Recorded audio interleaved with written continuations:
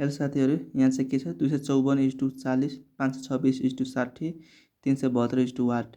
Option एमा 36, बीमा 40, सीमा 42, डीमा 48। यो चाहिँ खर्दार 2081 सालमा सोधेको ओल्ड क्वेसन।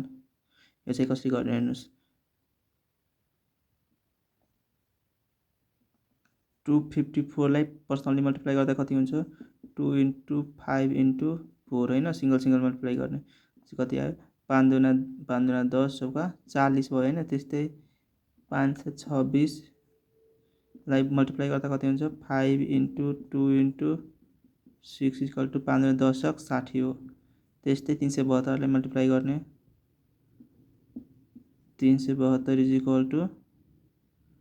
3 × 7 × 2 7 × 21 दूना 42 भनेपछि option C is right answer. यस्तै क्वेसनहरूको लागि हाम्रो युट्युब च्यानल लोकसभा एकेएमलाई सब्सक्राइब गर्नुहोला।